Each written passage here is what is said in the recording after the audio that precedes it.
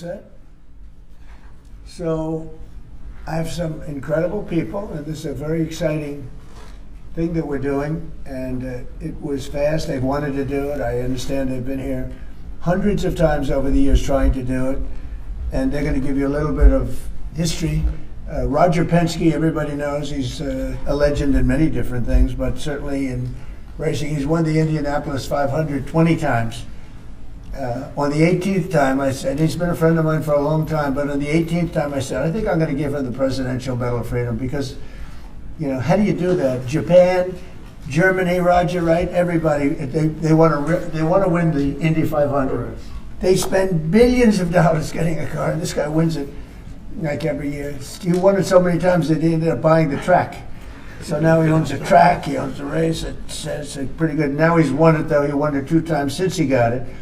And it's a total of 20. And didn't you win the Daytona 500? Yes. How many times? 4 times. That's all?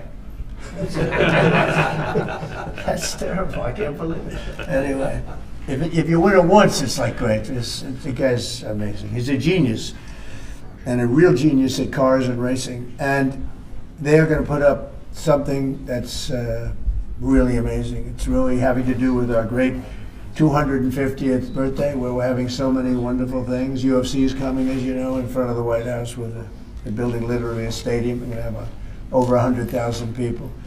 And this is going to have a lot of people. I won't even say how many people, because I think it can set a record for racing. It's going to be very, very important. We're celebrating greatness with American motor racing. That's going to be the name of the event. It's going to take place on August 21st through the 23rd. And it's going to be so exciting, and I love the racing. I don't have a lot of time to watch it, but I love the racing. And just before we start, I will say numbers came out this morning. They're phenomenal for the country. So we announced yesterday that for the first time in, I think, 28 years, America made more steel than Japan. Can you believe it? Japan's a big steel country. America made more steel than Japan.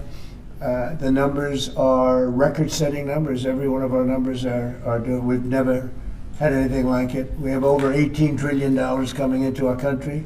We're building thousands of plants and all sorts of businesses all over the United States. It's never been anything like it. $18 trillion investment. So we have over $18 trillion being invested in the United States of America. The record was $3 trillion 10 years ago, not by us, by another country.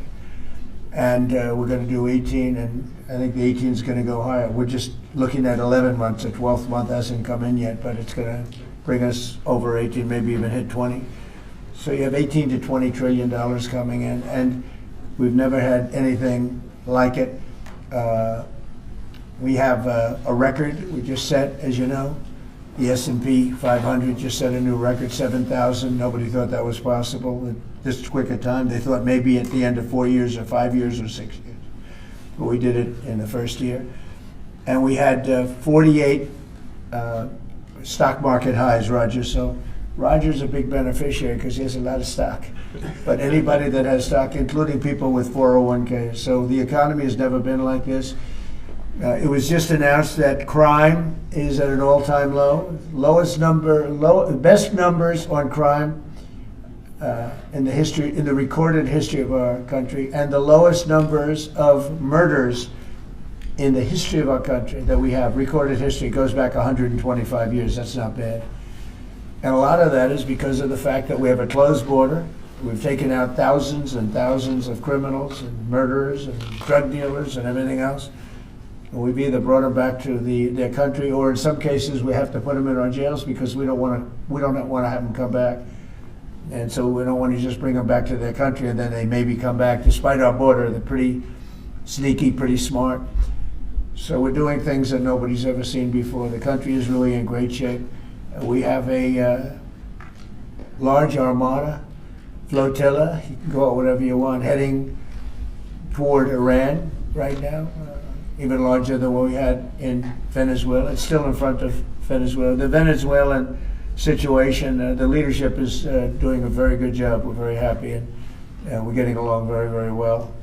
And we're inviting countries of the world very shortly. They're going to be starting to take the oil. We're going to be heading that with the country, and it's worked out really well. We're now sending actually a larger number of ships to Iran, and hopefully we'll make a deal. If we do make a deal, that's good. If we don't make a deal, we'll see what happens. But this is going to be exciting. So I'm going to ask, and he really is a legend. He's a great man. I've known him for a tremendously long time. I refuse to say we were both young. Now we're both a little older. We refuse to say old, but we're a little older.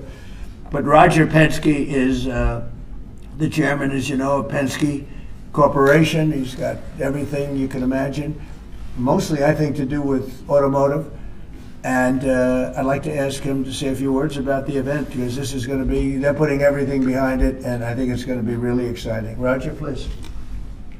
Well, thank you, Mr. President. This is a really amazing time for us as a company to support the 250th anniversary for the country.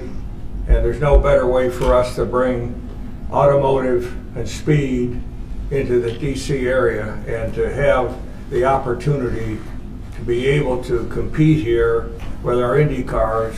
As you know, we own the Indianapolis Motor Speedway, and we're taking that history of over 100 years and the speed and what's taken place there with the different manufacturers and bringing it here to this race will be amazing. Certainly the Freedom 250, when you think about it, it's just a byproduct of what the President has done during this year. And this will be an event, obviously, in August, which will make a huge difference. And we're excited. Be areas for people to see. Most of the grounds will be free. So it's going to be an economic benefit to the area, to the city, and obviously with our Fox partner, Eric Shanks, will be our media partner. And believe me, what they did for us at Indy this past year, they're going to take that and put it on steroids, really, and take it to the next level. So thank you, Mr. President, for allowing us to come into your city. That's so great, Roger. Thank you. Great man. Eric, I'd like to have you say a few words. He's done a fantastic job at Fox, and he's really excited about this, and I know they're going to lay it on the line. Eric, please. Sure. Well, thank you, Mr. President, for having us here today. Big shout out to Secretary Duffy. This project was kind of on life support until you stepped in recently and got us here today. Secretary Berger, your team has been absolutely incredible. Explain how many times you came to Washington trying to do this. I think Bud came here 81 times. 81 meetings I had in Capitol. Meeting with senators, meeting with people at the Capitol, and they all wanted it. Everybody wanted it, but they couldn't figure it out. It was crazy. 80 some odd times. That's pretty amazing. So go ahead, please. Right. Well, it's a real honor to be a partner with Roger and IndyCar. And at Fox Sports, we do the biggest events in sports. This year we have the FIFA World Cup that we'll be celebrating here as well. And then dovetailing right after that, to be able to celebrate America's birthday on Fox is an absolutely incredible honor. And everyone at Fox Sports can't wait to see exactly how this is going to unfold and bring it to life. So, Mr. President, thank you again for signing this today. And the big thing is August 21st through the 23rd, and I believe the race is on the 23rd, right? Yes. That's going to be incredible. They're going to have practice sessions. It's going to be just a very exciting period, I think, for Washington. If I could, I'd like to ask Sean Duffy, the Secretary of Transportation, who's terrific and doing a great job. Much more important than Sean is we have Rachel Campos Duffy here, and she's one of the greatest people I know and one of the greatest people on television, so most of you know her, but I don't think we'll have her speak about the race because she knows less about it than anybody up here. But she is fantastic. Sean, please. So the President gave us all a directive, which I'm grateful for. We're going to celebrate America's 250th birthday, and he asked all of us to think outside the box. How do we make this historic and cool, and let's all do this together? And he loves the country, he loves the birthday, and so we at DOT were working on this concept. We didn't know at the same time Penske was working on the same project too. And so we've come together, and Doug has been a wonderful partner. But to think 190 miles an hour down Pennsylvania Avenue, this is going to be wild. The last time we had a race in the capital city, Bud, was when? 1801, Thomas Jefferson with a horse race. A horse race in 1801, Mr. President. Now we're going to do a real race. That's so great. That's such a great. So listen, this doesn't happen. You know, we just don't come in and ask the president to sign. There's a lot of work that goes into this, as you can tell.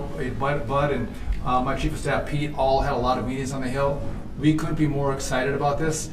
Again, I'm going to repeat: this is free for the American people to come to your nation's capital and see a great road race. Freedom, America, speed, and road racing. It doesn't get more American than that, Mr. President. So thank you for signing this, and thanks for all your support. You are fantastic, and what a job you've done. They put it together very quickly. They've been coming here for years, and everybody wanted it. You know, every senator wants it, every Congress, everybody wants it, but they don't get things done. Only Mr. President. Trump gets things done. We didn't have 89 meetings. We had maybe a half a meeting. I think this is probably about a half a meeting. I'd like to thank Pete Meacham for the great job you've done representing us, and Luke Bunting. These are two young people that work with us, and they've really been fantastic. I'd like to ask Doug Burgum to say a few words. He's very much involved through his position of interior, because a lot of the space is interior. He sort of has, I think he's the largest landlord anywhere in the world by far. So Doug, could you say a few words, please? Yeah, absolutely. Thank you, Mr. President. This birthday that's coming up, the 250th anniversary of America, Freedom 250, is the most monumental birthday maybe of any country ever in the history of the world. And President Trump, with his directive to celebrate this thing, we've got what's more American than race car driving?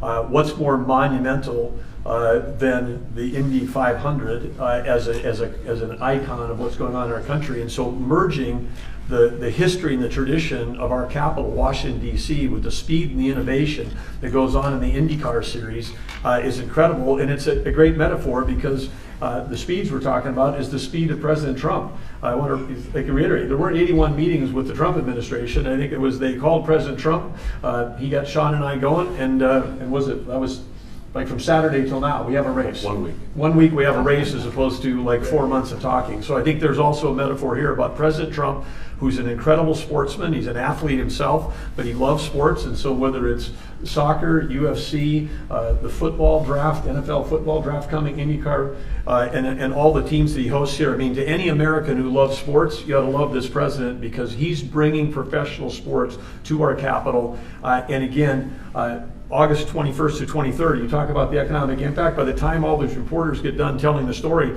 there's not going to be a hotel room available in this city on that weekend, because everybody's going to want to be here. Right. People that maybe have wanted to see an IndyCar race their whole life are now going to have an opportunity to come to their capital, celebrate 250, and see an IndyCar race for free. And they're going to be able to see it on the National Mall. And wherever you put down your lawn chair and watch this race for free, you're going to be staring at the Washington Monument, the Lincoln Memorial, the Jefferson Memorial, and I'm sure there's going to be fireworks this weekend too. I'm sure of that. And if you need a permit, you can get one from Interior. So anyway, it's absolutely incredible. And congratulations to Sean, the Penske organization, Fox Sports, everybody for putting together. This is going to be a great celebration for America. Thank you very much. And you're doing a fantastic job. Could I just ask Bud Danker, he's the president of Penske Corporation, to say a few words, please? Well, thank you, Mr. President. You know, Eric Shanks and I from Fox had this dream, and just last July, and could it ever be possible to bring a race to our nation's capital to celebrate our country's history? And everybody said there's no way. It's impossible. How do you put a race on at 190 miles an hour in a city like Washington, D.C.? I came here, I walked this area for a while, I found a racetrack on the Capitol grounds, up against a lot of meetings, and couldn't get the kind of support we need. So within a week, Secretary Duffy and we put this together with the president, didn't we? And now we have a race here on our city property, on the national properties, that is going to celebrate America. The word free shouldn't be overridden, because we are going to have a free event here. People come out and celebrate our country's history. I also want to thank Mayor Bowser. She has been a great partner in this process as well too. So I know, Mr. President, she's a great supporter of what you've done here in the city as well too, and we thank her for this. But we're going to have an amazing event. We're going to make everybody in this country proud. We want everybody to come out for free and enjoy this and celebrate our country the way it should be here in the nation's capital. Thank you, Mr. President. And I said, pick the best site. It's very important. Pick the best site. Don't go for second or third, because there's a lot of different routes. I said, pick, even if it's more difficult to get approved. Pick the absolute best site. And they were actually looking at another site And when I said that, they said, well, the best site is this site, the site we're doing. I said, let's take a look at it, and we think it's the best site too.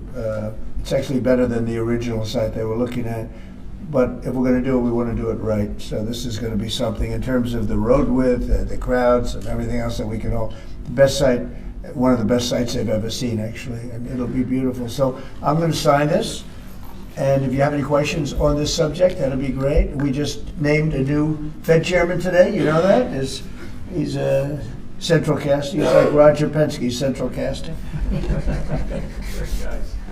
You know him, Roger? Very good guy.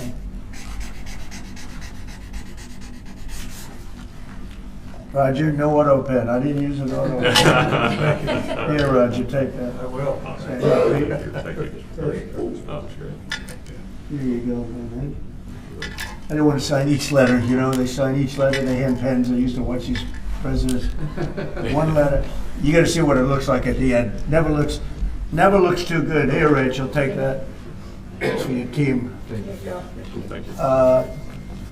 Congratulations. This is really exciting. Thank you.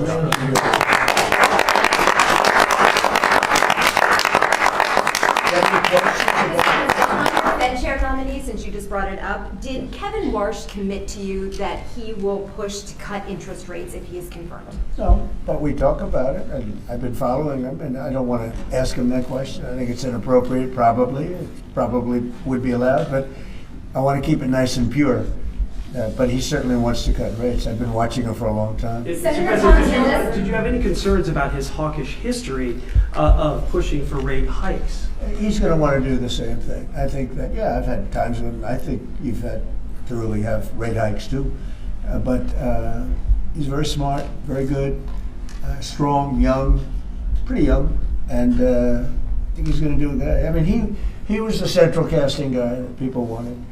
Kevin was great. I tell you what, I met numerous people. Every one of them were fantastic, really fantastic. I wanted to keep Kevin here, and I thought that I called Kevin 1, Kevin 2. And we have, I said, it's going to be a Kevin, but you know, Kevin really has been fantastic at the White House. You all know him, you know him very well. And so we have Kevin W. Are you concerned, Mr. President, about the confirmation hearings? We've heard No. Senator Tillis. No. You think with the DOJ investigation? This is in the whole country. I would say that this was the perfect candidate. This was not a surprise or anything. This was the man that's most qualified. Top student, best schools, everything was like perfect. The youngest person ever to serve on the Fed. Got the whole package. Looks don't mean anything, but he's got the look, right? Roger, looks don't mean anything, but if they have the look, it's okay. But he's got the whole package, and I think he's going to do a great job, and he loves the country. Mr. President, why are you Please, Will you speak to please, in the back, yes. Are you giving Iran any kind of deadline to make a deal before potentially taking Only military they action? know for sure. Have you communicated that to him Yeah, directly? I have. Do you have a timeline for when you're going to pull back potentially the federal presence there?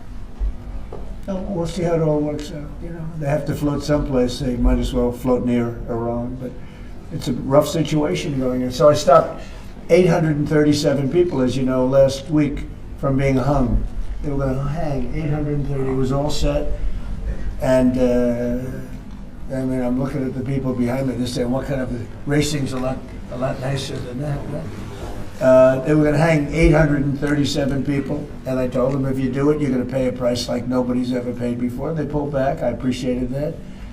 But a lot of people are being killed, so we'll see what happens. I can say this, they do want to make a deal. Mr. President, about Virginia, actually. Virginia flipped the governors, and now they're looking at 50 proposals to increase taxes. What do you think about that? Well, I think it's terrible. I think a lot of people will leave Virginia. I saw that. Look, Glenn was a friend of mine, Glenn Youngkin, and worked so hard on cutting taxes. This woman came in and in one swoop, she raised everything up higher than it ever was. I don't understand it. I mean, people voted for Democrat, but she came in and she raised, and I'll work with her like I work with everyone else, but she came into Virginia, raised everything to a point like taxes that nobody ever even heard of before. And I don't understand. How do people get elected with this kind of philosophy? This is only in the very modern age. You know, I grew up and I've always heard politicians will cut taxes, will cut. Everybody screaming, we're going to cut taxes. I cut taxes. I gave you the biggest tax cut in the history of our country in the great big beautiful bill. No tax on tips, no tax on Social Security, no tax on overtime. Interest deductions, Roger, when somebody buys a car, they can deduct the interest if they borrow money. That's the biggest thing in terms of the car business, right? American-made ones.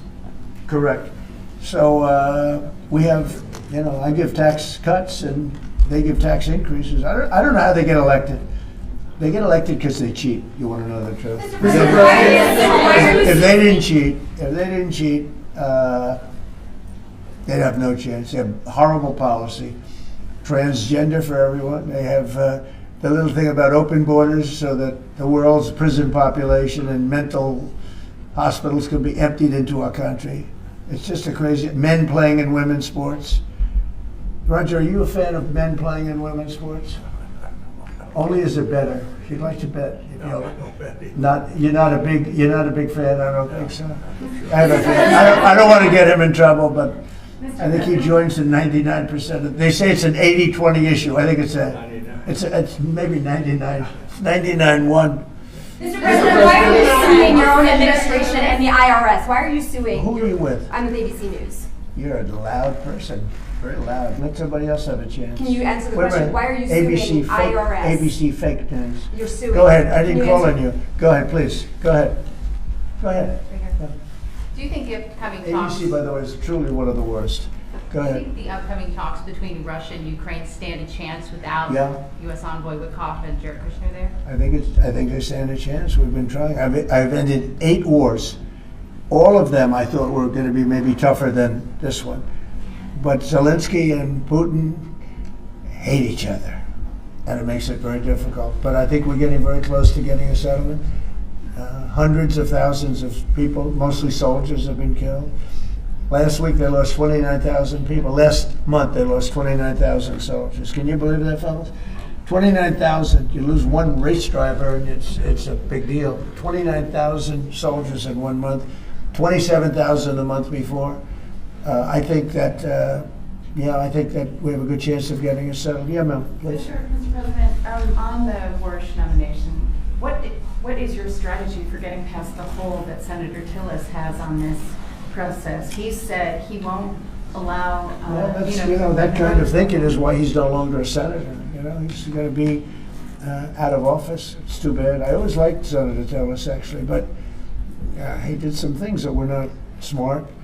And whatever, I mean, if he doesn't approve, we'll just have to wait till somebody comes in that will approve it, right? So that's it. But I saw that he wants to be an obstructionist, but we have a lot of obstructionists. I've had a lot, and we've created the best presidency maybe ever. Yeah. If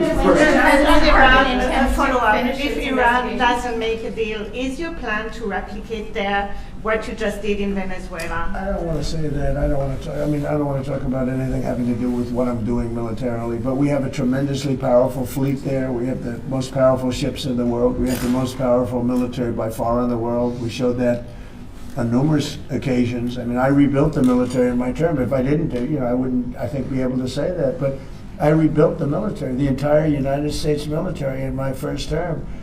And now we're building it bigger, better, stronger than ever before. I'm adding to it. We're adding something called a battleship. You would find this interesting. You know the old-fashioned beautiful battleships? And we're adding up to 25 of them. Each battleship is 100 times more powerful than the battleships of the 1940s, those big, powerful ones with the guns, because of what the ships carry. But we're going to build 10.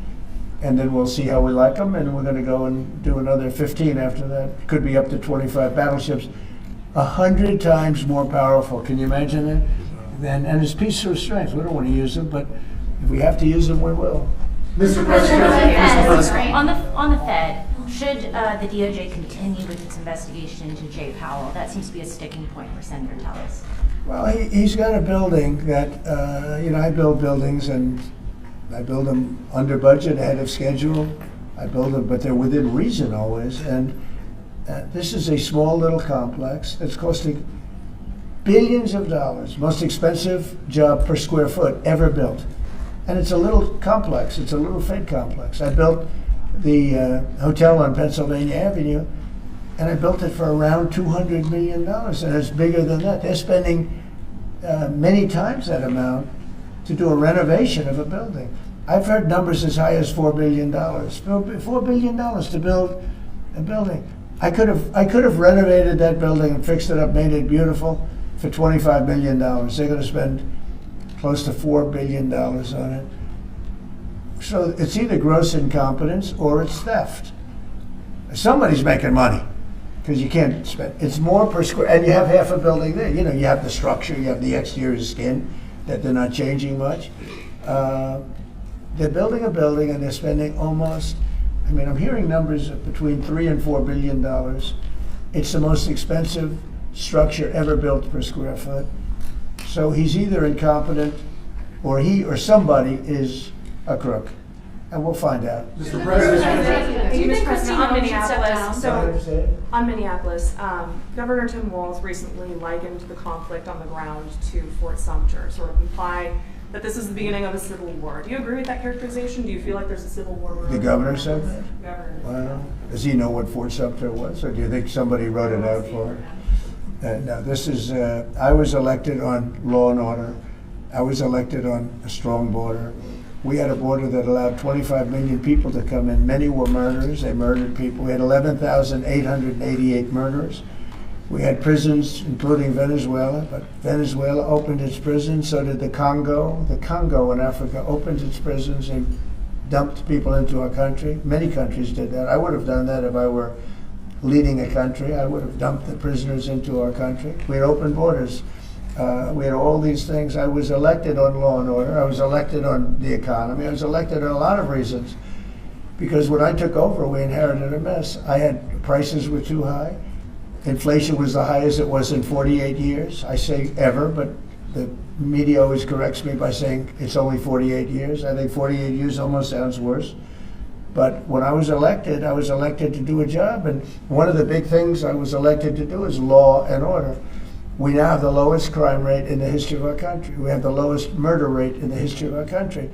We have Washington, D.C., which was a dangerous place to walk, is now a totally safe city. You can walk with your husband or your wife. You can walk with your children right down the middle of the city. Nothing's going to happen.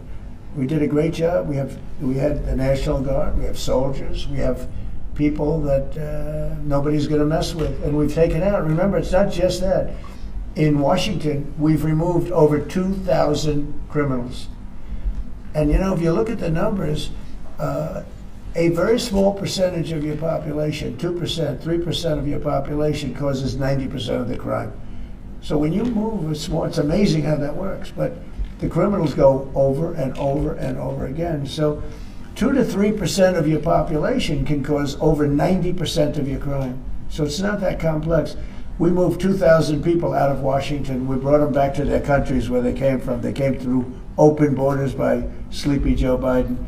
And I will tell you, Washington is safe.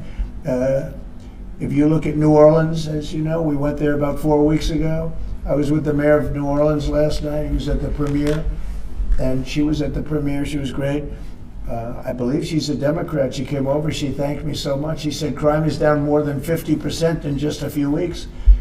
And you couldn't even walk down the street in New Orleans. It's so bad. And now they let us in there, and she is thanking me so much, so profusely. She was great last night.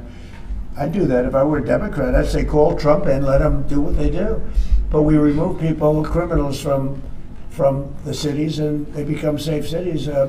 If you look at Minnesota, Minneapolis, we have crime down there because we took out thousands of people, despite all the mess and everything else. But do these people really want to have rapists? Do they really want to have drug dealers and people from prisons and murderers? Do they really want to have them in the community? You know, it's really insurrectionists and agitators, and they're paid. And you can tell a lot of reasons. Number one, they're professionals, you know, with their mouth. But they're also, when you look at the signs are all professionally made. They have signs that are gorgeous. In fact, I want to get the sign because I need a lot of signs for different things, and I want to find out whoever does their signs, they do a beautiful job. You know, everybody has this beautiful sign with brand new wood. It's like leather panels. They have a leather handle on the bottom. These are not people these are people that are handed signs, and we know pretty much, we're getting very close to it, but we know pretty much who's funding this stuff. These are paid insurrectionists, paid troublemakers. But I was elected by a landslide. I won every swing state. I won the popular vote by a lot. I won everything. I won everything. And I was elected by a landslide on law and order and on strong borders. We had a border that was so bad, so open, where 25 million people came in over a period of 4 years, and now nobody comes in. Nobody even tries to come in. And I can only say, I think, we'll say it very plainly, elections have consequences. The people want law and order. And we have a silent majority. You know, we have a silent majority of people. They don't go and riot and everything else, but they like what we're doing. They like having a safe city. I get calls every single day. Every person I see working in the White House, people I don't know, many people work here, and they say, I'd like to thank you, sir. Why? You've made Washington so great. We walk to work. They walk to work. You people know it very well. You walk to work now. You used to take an Uber or a taxi or something, and you even felt like in danger there. Every person in this building, I mean, virtually every time I see somebody, they thank me. Because a year and a half ago, they lived in hell, and now they can walk to work, and they're totally safe. Nothing's going to happen.